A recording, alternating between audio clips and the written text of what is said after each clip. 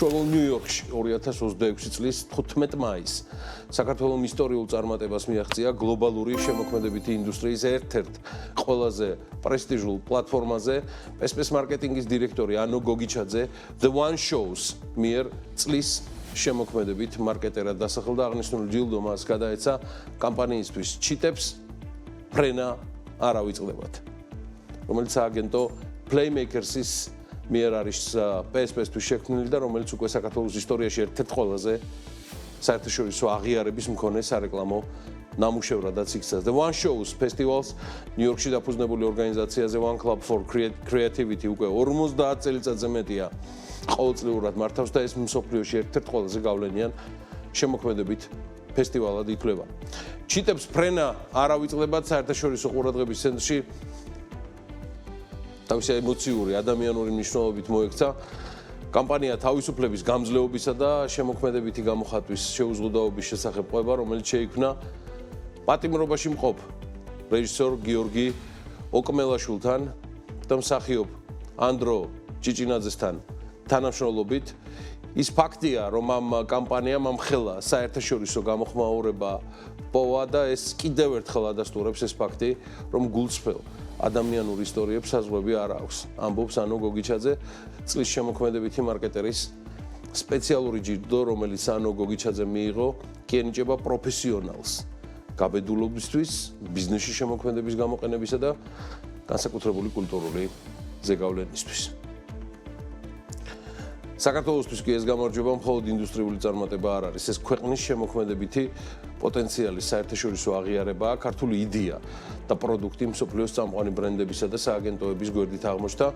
წინა წლებში ამ ჯილდოს მფლობელები იყვნენ ისეთი ბრენდები, როგორც არის Google, Mastercard, Microsoft, New York Times, სხვა უამრავი გავლენიანი და სუპერ დიდი კომპანია 2026 წელს კი 2026 წელს ეს ჯილდო საქართველოში PES-ს მოაქვს.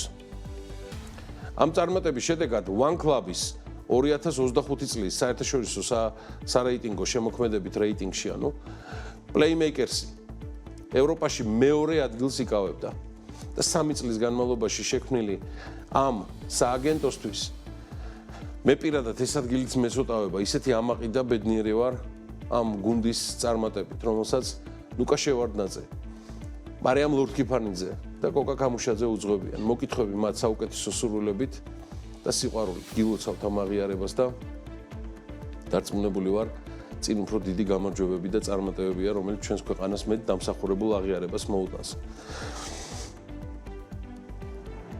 ოღონდ ერთს მეც ჩავიფიქრებ, აქვე, აი ამ სტუდიიდან. ოკმელაც, გიორგი ოკმელაშვილის, ანდრო ჭიჭინაძე ხვებიც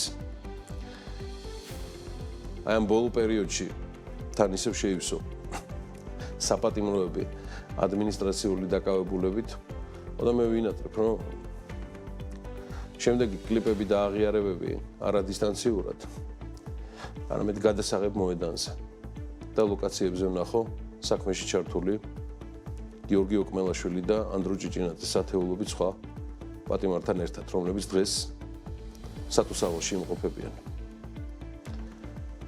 მოკითხვები მათ საუკეთესო სურვილებით და რა ვიცი. გამოვა ეს ჩემი ოცნება, ვითომ ანუ გამოვა ამ საქმიდან რამე და ვინმეს ტვინში შევა, რომ ძევლებით ქვეყანა წინ ვერ წავა. და მეც ვოცნებობ. რადგან მყარად ჯერა სამი რამის. ოცნებას კაცი არ მოუკლავს. ჩიტებს ფრენა არ ავიწყდებათ და მესამეც ჩემგან ყველას. არასდროს შეაჩეროთ ფრენა. ეს უკვე BMG-სგან და პირადად ჩემგან.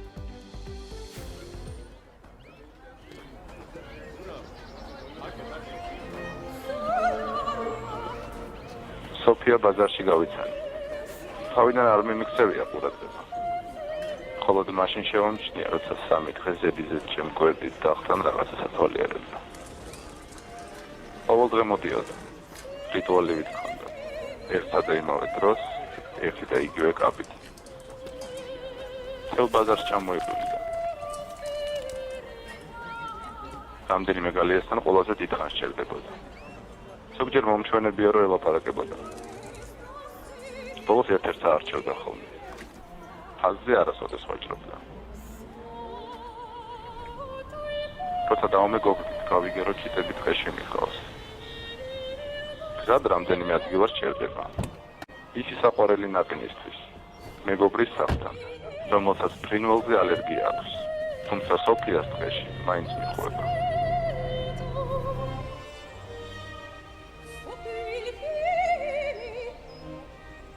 დღეში გალის კარსაღებს და ჩიტებს უშვებს.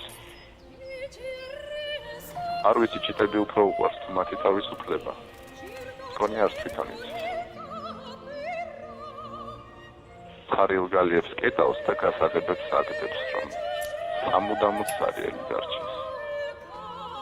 სულ მაინტერესებდა მეკითხა, რისთვის აკეთებ ამას, თუ ყოველ მეორე დღეს ბაზარი ისევ სავსეა დამწუხრებული ჩიტებით.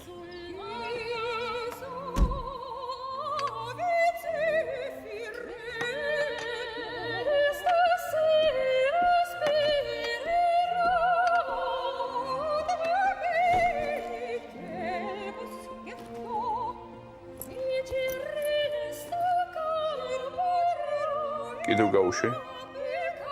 კი, ფრენა ხომ არ დაავიწყდეთ? ჩიტებს ფრენა არ ავიწყდებოდ.